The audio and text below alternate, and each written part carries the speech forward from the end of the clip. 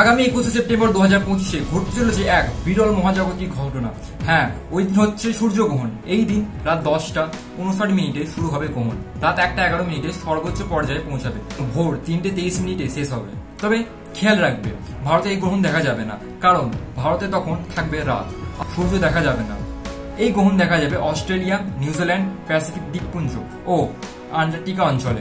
কিছু কিছু জায়গা সূর্য পুরোপুরি ঢাকা পড়বে, যাকে বলা হয় টোটাল সোলার এক্লিপস, এবং কোথাও কোথাও আংশিক ঢাকা পড়বে, একে বলা হয় পার্সিয়াল এক্লিপস। এই দিনটি মহালয়া অমাবস্যা, পিতৃ পূজা ও শ্রাদ্ধ সংশ্লিষ্ট ধর্মীয় অনুষ্ঠানের দিন। হিন্দু ধর্মে সূর্যগ্রহণকে বিশেষ গুরুত্ব দেওয়া হয়। অনেকেই এই সময় উপোস রাখেন, মন্ত্রপাঠ করেন এবং সূর্যগ্রহণ শেষ হয়ে গেলে গঙ্গা জলে স্নান করেন। সূর্যগ্রহণ কখনো খালি চোখে দেখা উচিত না। এর জন্য ব্যবহার করতে পারো সোলার গ্লাস বা বৈজ্ঞানিক পদ্ধতি ব্যবহার করে দেখাই উচিত, নাহলে চোখের ক্ষতি হতে পারে। এরকম আরো ইনফরমেশনের জন্য অবশ্যই ফলো করো একটু জানোকে।